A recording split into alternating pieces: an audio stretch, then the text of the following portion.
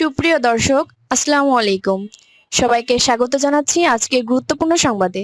প্রথমে জানিয়ে দিচ্ছি সংবাদ শিরোনাম, পরে বিস্তারিত। নিভে গেল এক অধ্যায়, থেমে গেল এক ইতিহাস। বেগম খালেদা জিয়া আর নেই। তার আগে হৃদয় ছুঁয়ে যাওয়া একটি অনুরোধ। আজ যদি বেগম খালেদা জিয়া নামটি শুনে আপনার বুকের ভেতরটা ভারী হয়ে আসে, যদি ভোরের সেই খবর একটি দীর্ঘ অধ্যায়ের সমাপ্তি আপনাকে নীরবে কাঁদায়, যদি মনে হয় এই বিদায়ে শুধু একজন মানুষ নয়, একটি সময়, একটি সংগ্রাম, একটি ইতিহাস বিদায় নিল, তাহলে আজ একটু থামুন।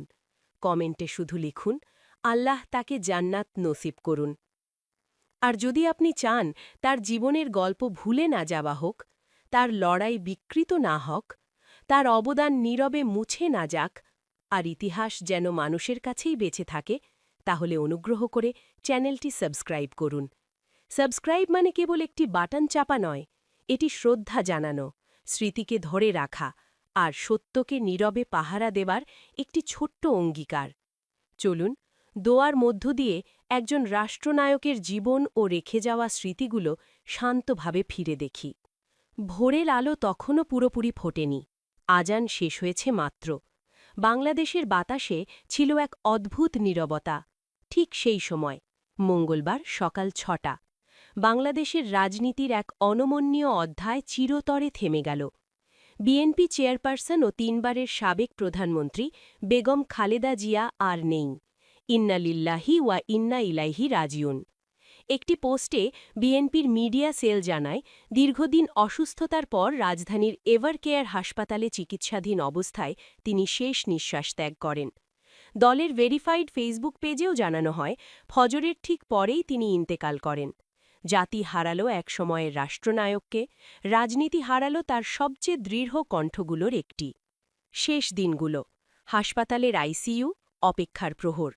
গত ২৩শে নভেম্বর থেকে এভারকেয়ার হাসপাতালে আইসিইউতে চিকিৎসাধীন ছিলেন বেগম খালেদা জিয়া। তার শারীরিক অবস্থা ছিল অত্যন্ত সংকটাপন্ন।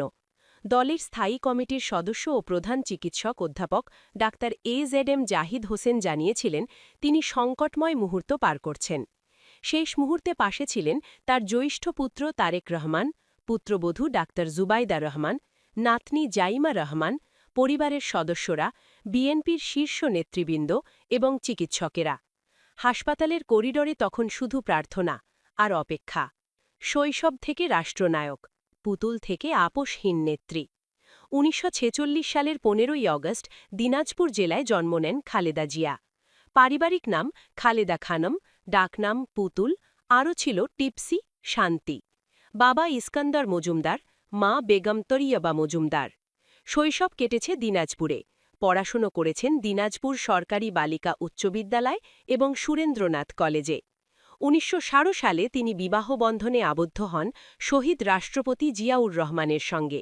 রাষ্ট্রপতির স্ত্রী হিসেবে তিনি ছিলেন সংযত, নীরব, কিন্তু আত্মমর্যাদায় দৃঢ়। বিশ্ব নেতাদের সঙ্গে সাক্ষাৎ, সামাজিক কর্মকাণ্ড, সবখানেই ছিল তার শালীন উপস্থিতি। সংকট থেকে সংগ্রাম, রাজনীতিতে প্রবেশ। ১৯৮১ সালে জিয়াউর রহমানের শাহাদত বরণের পর বিএনপি যখন গভীর সংকটে, তখনই তার রাজনীতিতে প্রবেশ। ১৯৮২ সালের ২রা জানুয়ারি বিএনপির প্রাথমিক সদস্য, ১৯৮৩ সালে ভাইস চেয়ারম্যান এবং ১৯৮৪ সালে দলের চেয়ারপারসন হিসেবে এই দ্রুত উত্থান ছিল দায়িত্বের, লড়াইয়ের।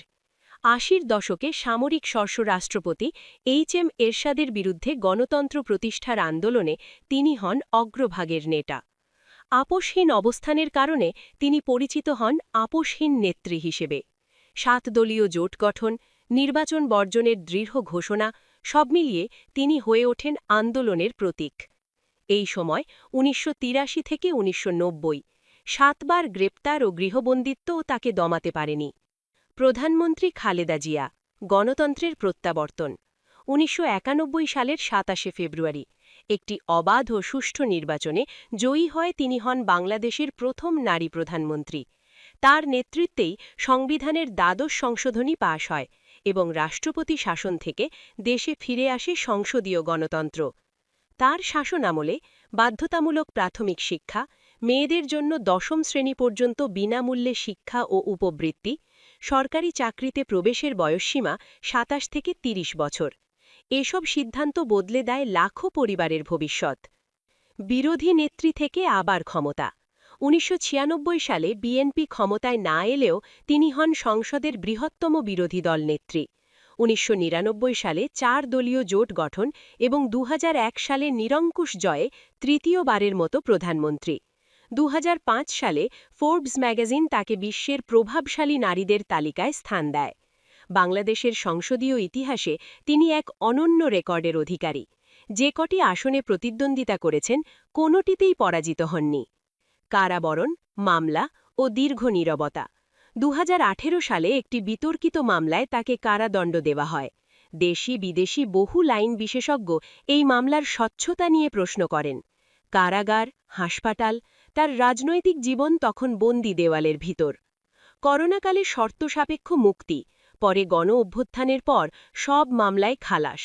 তবু অসুস্থতা তাকে আর রাজপথে ফিরতে দেয়নি। মানবিক খালেদা জিয়া। রাজনীতির বাইরে তিনি ছিলেন একজন মা, তারেক রহমান ও প্রয়াত আরাফাত রহমান কোকোর জননী। রোহিঙ্গা ক্যাম্পে ত্রাণ বিতরণ, দুর্যোগে মানুষের পাশে দাঁড়ানো, এসব তার মানবিক সত্তার সাক্ষ্য দেয়। শেষ সংবাদ প্রসারণ ২০১৮ সালের ৭ ফেব্রুয়ারি। শেষ বড় সমাবেশ ২০১৭ সালে। এরপর নীরবতা। শেষ বিদায়। কি রেখে গেলেন তিনি? খালেদা জিয়া রেখে গেলেন সংসদীয় গণতন্ত্রের পুনঃপ্রতিষ্ঠার ইতিহাস, নারী নেতৃত্বের সাহসী দৃষ্টান্ত, আপোষহীনতার রাজনীতি, শিক্ষা ও সামাজিক উন্নয়নের স্থায়ী ছাপ। তার চলে যাওয়ায় শূন্যতা শুধু একটি দলের নয়, এটি একটি যুগের শূন্যতা। শেষ কথা, ইতিহাসের কাছে আমাদের দায়। আজ কেউ তাকে সমর্থন করুক বা না করুক, ইতিহাস একদিন শান্তভাবে বলবে, এই নারী বাংলাদেশকে গণতন্ত্রে ফিরিয়েছিলেন। নিভে গেল আলো, কিন্তু আলোড়ন রয়ে গেল। আপনি যদি মনে করেন এই ইতিহাস নতুন প্রজন্মের জানা দরকার, আপনি যদি চান এই স্মৃতি হারিয়ে না যাক, আপনি যদি বিশ্বাস করেন ভিন্ন মত থাকলেও শ্রদ্ধা থাকা উচিত, তাহলে এই লেখায় আপনার অনুভূতি কমেন্টে লিখুন। চ্যানেল বা পেজটি সাবস্ক্রাইব করুন এবং শেয়ার করুন, যাতে ইতিহাস নীরবে মুছে না যায়। আল্লাহ তাআলা বেগম খালেদা জিয়ার রুহের মাগফিরাত দান করুন। আমিন।